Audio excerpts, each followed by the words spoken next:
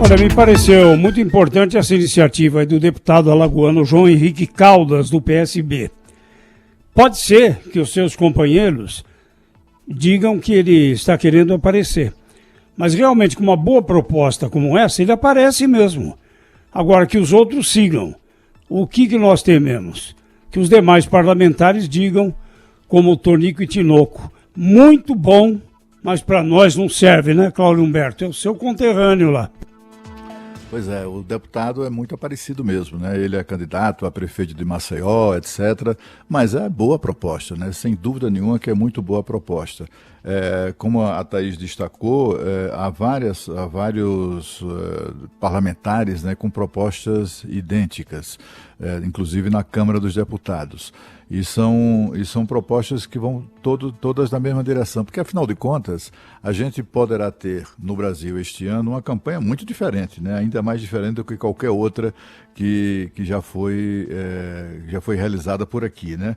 Se a gente for se dar conta, né, é preciso lembrar que, por exemplo, agora ninguém vai estar, comícios serão proibitivos, né, concentrar gente em comícios. Portanto, esse custo de comício não vai ter. Fazer gravações mirabolantes em estúdios fechados de televisão também é outra coisa que vai ficar um tanto quanto, eu digo isso com o público, né? Vai ficar um tanto quanto inviabilizada aí pelos acontecimentos, pela questão aí do coronavírus.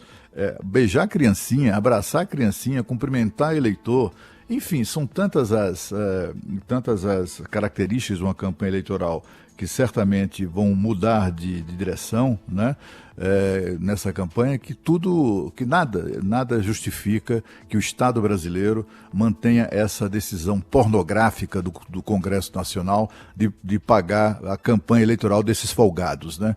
Eles têm mandatos, ficam lá, né, votem em mim, eu sou bonito, eu sou isso, eu sou aquilo, e a gente é que tem que pagar por isso, pagar a campanha deles, né, as despesas que eles fazem. São 2,03 bilhões de reais do fundo eleitoral previsto para este ano na campanha municipal e mais 1 bilhão de fundo partidário para sustentar, para manter os partidos desses folgados. Quer dizer, eles criam associações. Partido é o quê, né? É uma entidade associativa, né? É um grêmio político, né? Eles que sustentem essas coisas que eles criam com o seu próprio dinheiro, pagando mensalidades, pagando dízimo, sei lá o quê, mas não vem no nosso bolso, né? Mas enfim, eles vêm, né? Tanto para fazer campanha eleitoral quanto para manter os partidos. São 3 bilhões de reais que seriam muito bem-vindos no combate ao coronavírus. Bom, agora a grande expectativa é como o Congresso vai receber o pedido do governo de decretar estado de calamidade pública. O economista da MB Associados, Sérgio Vale, acha que a medida será importante para o país. Essa medida era esperada, a gente precisava ter de fato uma possibilidade de aumento do gasto público ao longo dos próximos meses. A política monetária por si só não seria suficiente com a queda dos juros que a gente vai ter provavelmente pelo Banco Central. A gente precisaria ter um aumento de gasto concentrado, especialmente na área de saúde, e disponibilizar dinheiro também, especialmente para as pessoas que são mais vulneráveis nesse momento por conta da crise. O economista vê 2 pontos positivos, viu? Ajuda as empresas a não quebrar e aos trabalhadores formais e informais. Primeira coisa que a gente precisa é garantir para as empresas que vão passar por esse momento de crise, elas terem linhas de crédito que permitam que elas sobrevivam durante esse momento mais agudo da crise. Agora, para as pessoas que estão desalentadas, que estão na economia informal, que vão precisar ter um amparo também, a possibilidade que o governo tem é eventualmente dar, de fato, aumento de distribuição de renda específica para essas pessoas. Como que os Estados Unidos estão fazendo agora, distribuindo dinheiro para as pessoas por lá, aqui poderia ter algo nesse sentido, dado que a crise é muito grave, é absolutamente inédita na economia brasileira. Aparentemente não há oposição dos presidentes da Câmara e do Senado, né, companheiros? Pelo contrário, né? Até a adesão, né? Os dois já se manifestaram favoráveis a isso. Lembrando aqui para o nosso ouvinte da Rádio Bandeirantes que é preciso uma lei complementar que vai ter que ser aprovada pelo Congresso Nacional para a decretação do estado de calamidade pública. É o artigo 148 da Constituição Federal que diz o seguinte: a União, mediante lei complementar, poderá instruir empréstimos compulsórios para atender despesas extraordinárias decorrentes de calamidade pública e de guerra externa ou na sua iminência. Então esses são os motivos elencados aí pela Constituição, mas precisa de uma lei complementar, por isso o governo anunciou ontem que está mandando para o parlamento esse pedido. Então agora é hora do Congresso Nacional fazer o que se espera dele, né? Havia uma cobrança, especialmente por parte do Rodrigo Maia, de que o governo federal agisse de maneira mais incisiva, agiu. E agora o Congresso Nacional tem de dar resposta quase que imediatamente. Havia um debate entre economistas, inclusive em artigos de jornal, economistas importantes, entendendo que essa poderia ou não ser uma medida para ajudar o país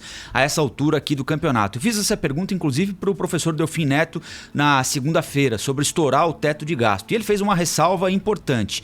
Há o risco de a gente entrar na conversa de economistas que querem, desde sempre, desde a aprovação, estourar o teto de gasto e encontraram agora no coronavírus uma justificativa para fazer isso ad eterno. Não é o que está previsto no pedido do governo federal. No próprio teto de gastos, na aprovação da lei que instituiu o teto de gastos, existe lá uma previsão que o governo pode pedir o desrespeito ao teto de gastos a partir do momento em que for decretada calamidade pública. É o coronavírus, podia ser um grande desastre natural, enfim, qualquer outra circunstância. Tentando explicar aqui de maneira grosseira para os ouvintes da Rádio Bandeirantes, para aqueles que eventualmente não sabem, e alguns talvez não tenham se envolvido tanto assim com essa história, no governo Temer foi aprovado um teto de gastos para cada poder, para evitar que houvesse um aumento permanente do déficit, ou seja, para que o judiciário, o executivo e o legislativo continuassem gastando mais do que tem no orçamento, mais do que tem previsto no orçamento. E o que a gente está tentando fazer paulatinamente, porque isso explodiu no governo Dilma Rousseff, e o que tem sido tentado fazer desde o governo Michel Temer é diminuir o tamanho desse rombo. Então é como se a gente estivesse no cheque especial, devendo, sei lá, 100 mil reais e você fosse ano a ano tentando jogar isso para 80, 70, 60, até num belo dia chegar ao 0 a 0. O déficit fiscal para esse ano aqui era um pouco superior à previsão, né? O governo tinha intenção de baixar, mas a previsão, antes de coronavírus e tudo isso, era 124 bilhões de reais. Agora, não só o governo admite que não vai conseguir cumprir esse teto, como ele pede ao Congresso, fala, não me punam porque eu não vou cumprir esse teto de gasto, eu vou gastar mais do que esse 120. Então ele está pedindo mais cheque especial para usar na saúde, e a nota do Palácio do Planalto ontem à noite é bastante explícita, fala para cuidar da saúde dos brasileiros, então esse dinheiro vai obviamente para estados e municípios prioritariamente, para teste, o Pedro acabou de lembrar aqui, provavelmente, para o coronavírus e para salvar empregos dos brasileiros. Então, linha de crédito para a empresa. Ontem a gente ouviu o Sérgio Vale no Band de Notícias à noite, eu perguntei a ele, falei, mas como é que a gente vai fazer para esse dinheiro chegar na mão do empresário, do dono do bar aqui em São Paulo que tem de fechar? Então, o governo vai ter de usar banco público, colocar uma linha de crédito na mão desse empresário e dar esse dinheiro para ele. Reforçar a Bolsa Família. Lembrando que a gente tem uma fila enorme de pessoas esperando Bolsa Família. Reforçar outros benefícios. E encontrar um jeito. Ontem o presidente chegou a falar num voucher, né? O pagamento de um voucher, isso ainda estaria sendo estruturado. Mas encontrar um jeito de encontrar as pessoas que não têm Bolsa Família, que não têm BPC e que estão aí na economia vendendo bolo no ponto de ônibus em São Paulo, que estão morando na favela do Rio de Janeiro. Vai ter de encontrar um jeito de botar dinheiro na mão dessas pessoas. Pois é, até porque, Rafael, às vezes a realidade nesse momento aqui, ela tá tão volátil, né? As coisas mudam tanto a cada minuto e o que era relevante antes deixa de ser relevante no momento seguinte, que algumas discussões que são mais acadêmicas e importantíssimas, no momento de emergência, perdem até um pouco a conexão com a realidade, né? A realidade sempre se impõe e a desse momento é que, de alguma forma, a gente vai ter que ter mais recurso para a saúde. Seja assinando decreto, seja assinando calamidades. O instrumento está aqui para ser usado no momento da necessidade, a necessidade se colocou. Então, infelizmente, nesse momento, eu acho que as discussões de fundo vão ter que parar um pouco, a gente vai ter que resolver esse problema aqui e depois a gente volta com a discussão e com a busca da normalidade, né? Bom, hoje está prevista aí uma entrevista coletiva, né, dos chefes dos poderes executivo e legislativo, tanto os presidentes da Câmara e do Senado como o presidente da República. 8 da noite, né? O encontro deles, né? Deve ser anunciada coisa importante, né? Entrevista Essas coletiva. medidas compensatórias, elas vão esbarrar na legislação brasileira, né? A gente sabe. Há diversos casos de políticos, de prefeitos, de governadores, e alguns, a maioria foi de safadeza mesmo, né, para comprar votos. Mas muitos até motivados pela dura realidade, sobretudo no Nordeste, sobretudo e também principalmente no interior, no sertão e tal, com muita gente passando fome. Alguns governadores do Nordeste, prefeitos, etc., tiveram que enfrentar processos de cassação de mandato, foram até cassados. O caso do ex-senador Cássio Cunha Lima, ele foi cassado lá no governo, sofreu um processo horroroso e tal, exatamente porque quando era governador ele distribuiu algo muito parecido com um voucher, um cheque cidadão que ele chamava, alguma coisa assim, que era para socorrer pessoas que estavam de fato passando fome. Aquilo foi caracterizado como um processo, uma tentativa de compra de votos, enfim, ele acabou se ferrando. Então é preciso mesmo que os poderes se entendam, né? E que cada um faça a sua parte para tornar possível, enfim, iniciativas de compensação como essa, como a questão do voucher, como ajudar pequenos empresários a atravessar esse futuro imediato aí que vai ser muito duro. O presidente da Câmara fica apontando o dedo para os outros, né, para o governo e tal, tem que fazer isso, tem que fazer aquilo, mas eles próprios não fazem, né? Até hoje o Brasil não tem uma legislação consequente, uma legislação que autoriza ou que dê proteção ou que dê meios às autoridades sanitárias para obrigar as pessoas que são contaminadas a permanecerem em quarentena, a fazerem exames. Aqui em Brasília, até agora está rolando um problema grave com aquele casal, aquela segunda vítima, que é o marido da mulher que foi a primeira contaminada. No começo, ele já começou a confusão, ele já com coronavírus detectado, diagnosticado, ele se recusando a permanecer em isolamento domiciliar, se recusando a fazer exame de monitoramento e também se recusando a informar por onde andou, enquanto espalhava o vírus pela cidade, né? Ou pelo menos fazia tentativas muito consistentes nessa direção. O Cláudio. Ele simplesmente, e agora ele foi à justiça para interromper ele foi obrigado pela justiça a ficar sob confinamento, e agora ele foi à justiça para interromper isso.